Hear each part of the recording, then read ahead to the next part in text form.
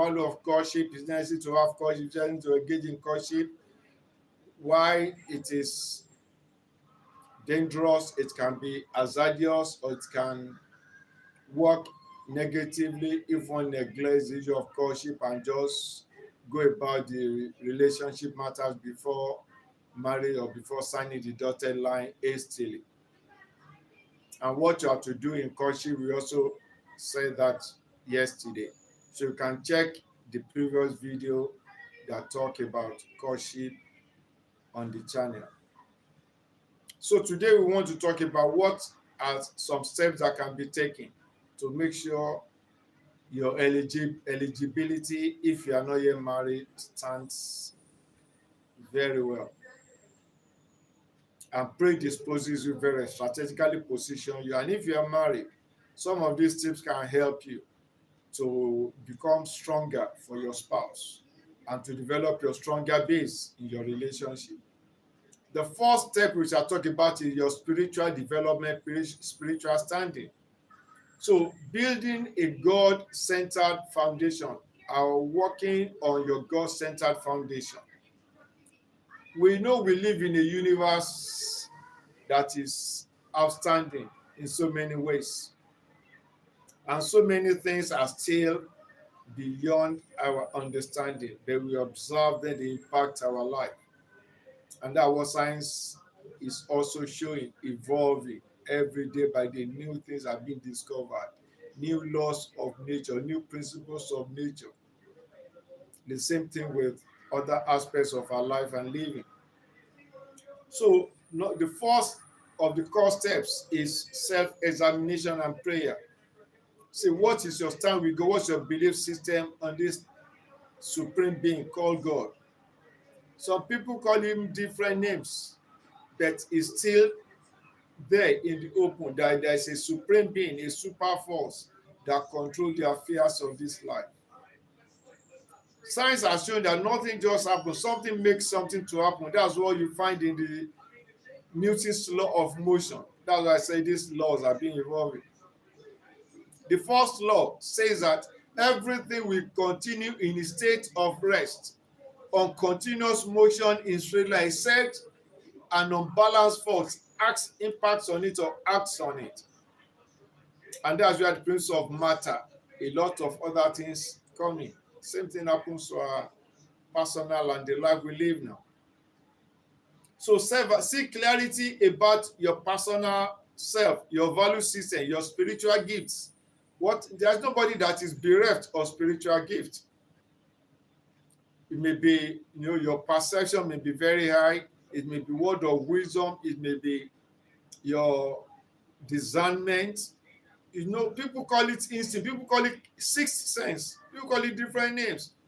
But just see that you have some abilities that can operate at some levels which some other human beings around you are not able to do that. That's part of your spiritual gift. When somebody is discussing or saying something to you, something will just tell you in your subconscious that this person is just taking me for a ride.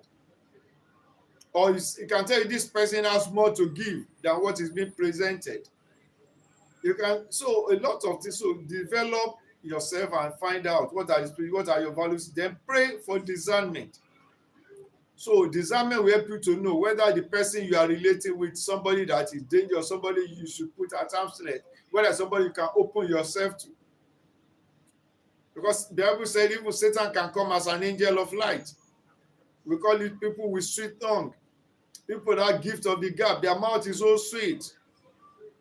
In Nigeria, we call it toasting. The person will just tell you so sweet things that to superior. Oh, you're so beautiful. You are angelic. You are the sugar of my tea. You are the butter of my bread. You are the icing on my cake. Without you, I can't sleep. I just lose my sleep.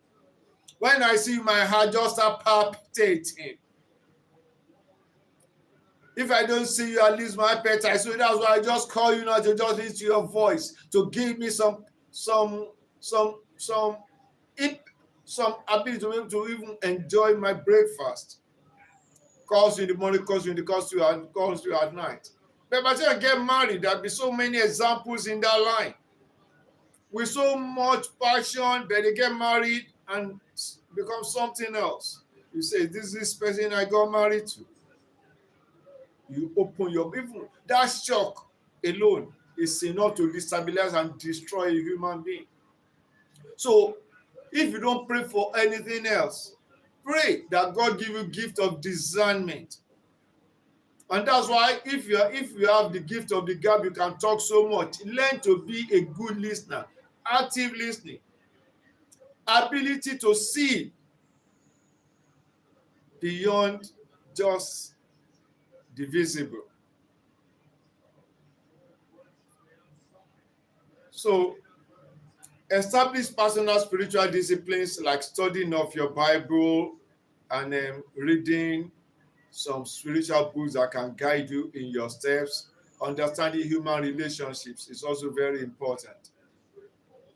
They teach us that in social studies. They are called developing social skills. It's very important. So establish personal discipline, daily prayer, then be committed to a local community, a local group where you interact with people. Now seek spiritual guidance. You may see some elders either in your worship center or in your community. Then when you align with them, they can guide you in your steps. Then you need to establish a clear spiritual discipline, your prayer life, your word study life, your being conscious of your environment and the things that you do. Don't take anything for granted. A lot of people are taking things for granted and they are left to regret it. Even if you don't believe there is a supreme God above, just say like some people say, God, if you are rich, please be real unto me. I want to know. I want divine guidance. Pray. It's a spirit. It's a spirit. So also you try to clarify your spiritual compatibility with the person, and by discussing the faith, what are the things you like? Do you like prayer? Do you believe in the Bible? Do you believe in fellowship with other fellow believers? And so on. You may say this thing is outdated. Well, just I studied science in school, some things you may discard. But what I found from the principle of science and the laws of life is that some principles of life and some laws of life are not negotiable. Whether you believe them or not doesn't change anything. Like in science, precisely chemistry, when you are told that this liquid is corrosive, especially these acid solutions, you can say, well, it's not an acid, it's not corrosive, but by the time you touch it and it burns your hand, then you know. So there are certain things you need to believe, there are certain things you need to take note of. Okay, so now you need to be able to also work with people in your community. Okay, you can't live life alone, either in your office space, in your spiritual place where you have meeting with family members. Try to learn how to relate with people, because like in Yoruba we say, you can't live this life alone. So that is it. So psychologically, you need to be aware of your personality, of your strengths and your weaknesses. You need to understand your emotional triggers and your communication style. What are the things that trip you? What are the things that make you happy? You need to know that, so that you don't allow people to say things to put you off your balance. So then you need to develop your mental health, take care of your mental health, your social well-being, mental health practices, physical exercises, watch your diet, what you eat. That is grooming yourself. Then you develop your communication skills. In the communication skills, one of the best things you need to learn is how to do active listening. Don't be a talkative. If you have been talking so much, learn to be more attentive to what you hear. Be more attentive. He who says a little and sees so much. like something I learned many years back, is the one who knows the way the shadows move. I repeat, he who sees a lot and says so little is the one who sees the way the shadows move. So engage also in structured counseling. You may have some counselors in your area or neighborhood. Meet with them and discuss with them about your strengths and your weaknesses, and they guide you accordingly. So your health and your physical fitness is also very important. So your healthy body, healthy thinking, emotional intelligence, emotional regulation, all these things count to your well-being and to your personal growth and to your personal presentation. Then you need to be disciplined in your thoughts, disciplined in your movement and your relationship with other people. Then you build your network. What are the kind of people you relate to? Say, show me your friend, I'll show you who you are. Evil communication corrupt good manners. So these are just guidelines, because from what we've seen, like let me say, what you have seen, what you have heard, what you have seen in this life, we share with you. Okay, like I said yesterday, let me just share, let me hear your opinion about it. This couple got married, they like each other. But the wife just came one evening and just told the husband, hello, darling, say hello, my sweetheart. He said, I'm going to the club. He said, okay, you can go. She said, I won't be coming back tonight. I'll spend the night. I'll come in the morning tomorrow. He said, yes, go ahead. Then the wife got mad. I said, what kind of man are you? You are just staying there on the couch, just with your phone, and I tell you I'm going to the club. You are not saying, and I said, you spend the night there. He said, yes.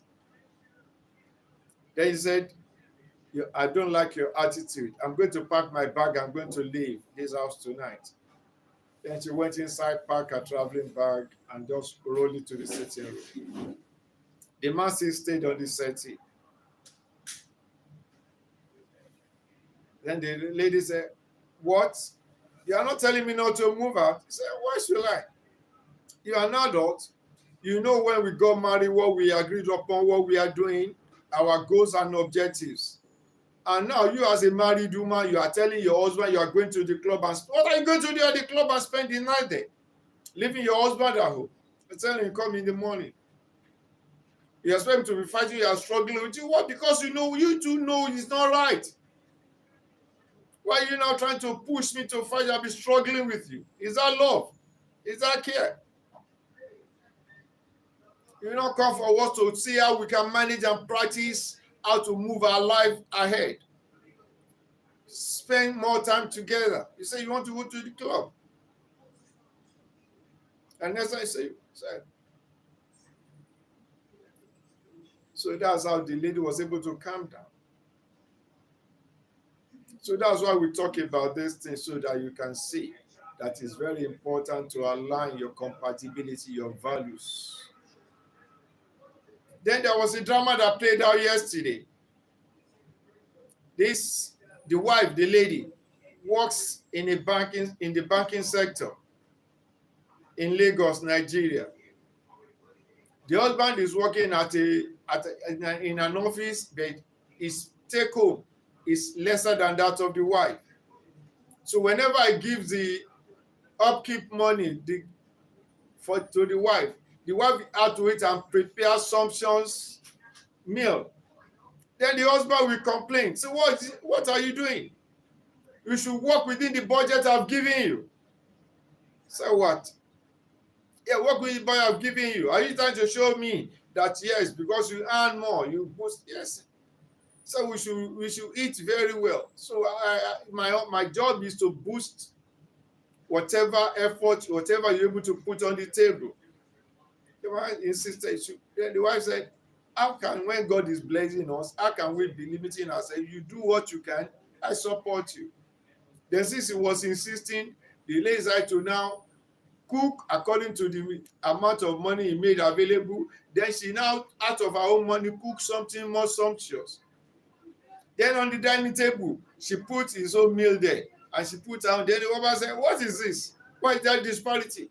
But I discovered you say I should just cook what your money can prepare, and I prepare that for you. But me, I know that you have only one life to live, and God has provided this, but let's use it very well. Then the husband got angry again. You can see what kind of lifestyle is that. So that's why you need to understand your value system. Marriage and relationship should not be competition. It should be complementary. You complement my effort, I complement your effort. So we build our life and our homes together. We have to build our lives and our homes together. So please give thumbs up so that we're going to reflect together. Subscribe to my channel so that you'll be able to share this relationship matters together. I hear your opinion. There's some people that believe in free agenda. Anything goes. May not agree, but we're not talking about free agenda because you have only one life and you can't live it carelessly. Your life should not be a game that you play.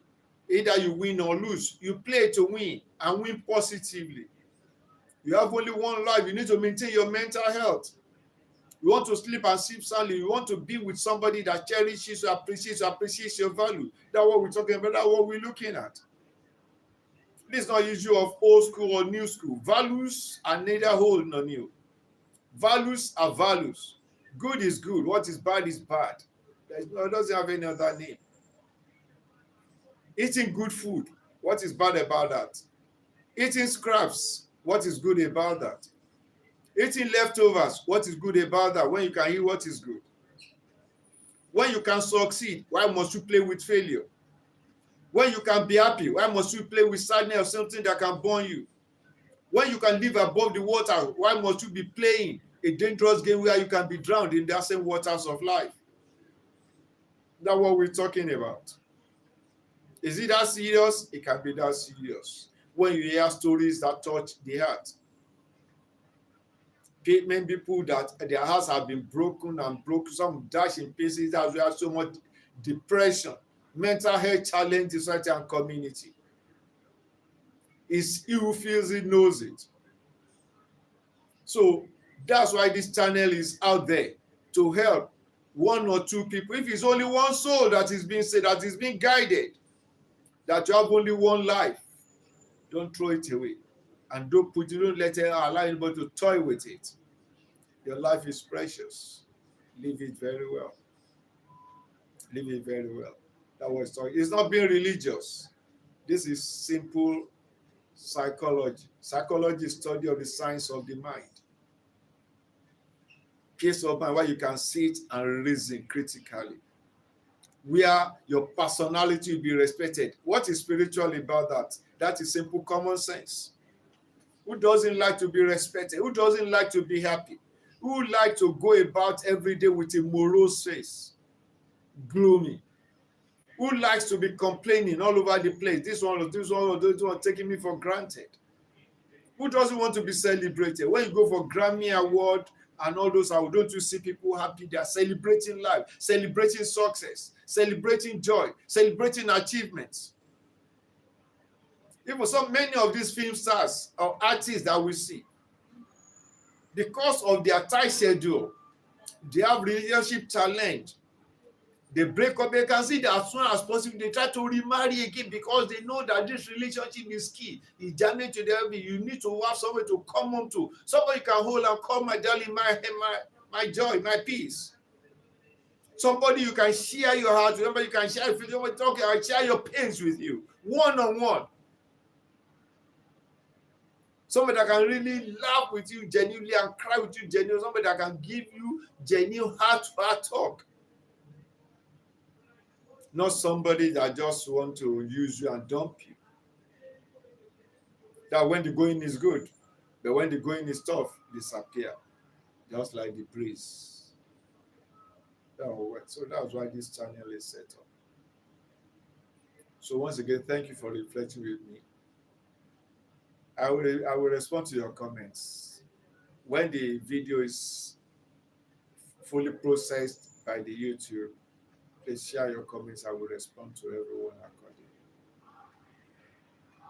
Even I've seen one or two people that are not agree what I'm saying. Yes, that is the goodness of this thing. Yes, we share opinion. I want to learn from you. Someone saying this is not, this is old school, this is not right, these things are not making sense. Yeah, I'm trying to show you where it makes sense to me, where it makes sense to the world, because I'm not speaking of myself. I did my studies in the university, my master's on relationship matters, marriageability among the youths in some Nigerian universities. So I did that with both in different departments of this, medical students, science students, art students, all of them will relate together, we interacted together, and I did some studies. So these are the core matters, issues that touch the heart. Yes, marriage is something sweet, you're supposed to enjoy it. Go and study the story of at least your favorite artists and stars on Google, either Gemini, ChatGPT, Copilot. Go and Google their life. You will see that they cherish relationship, and it pains them when the thing doesn't work out the way they desire. But this is to guide you. You say, yeah, mistakes are inevitable. Yeah. Experience is the best teacher. Yes. Now, which one is wiser? To learn from other people's experience, or to choose to make your own mistakes so that you learn from those experiences of that mistake? Which do you prefer? Which is better? Which is saner? Do you know that it's not everybody that survived the mistakes or the errors of their life? So for those who are fortunate to survive the errors and their mistakes, learn from them. Okay? They say he that goes ahead and falls into the pit is a lesson to those coming behind. You don't need to fall into the same pit. Yorùbá say ẹni tó jí sí kó tó kó àwọn aláyókù lọ́gbọ́n. The person that falls to pit, see other people coming behind to watch, be watchful. There's danger ahead. That's what we're telling you. Like the other lady, she was so trusting with this young man. This one happens in the UK. And then after the young man was able to succeed in sleeping with her, he blocked her. She could not contact him back by phone or anything. He just disappeared, just made himself unavailable. Then the lady had to tell her friend, say, this boy has used me, this boy has taken undue advantage of me. And she's just 19 years old. So is that a good story? Is that not preventable? You go to his house, you gave him your heart, and now he's suppose that one meeting, that one sleeping with you, you become pregnant. What happens? You go for abortion. Is it 100% that you survive that abortion, even if you go for it?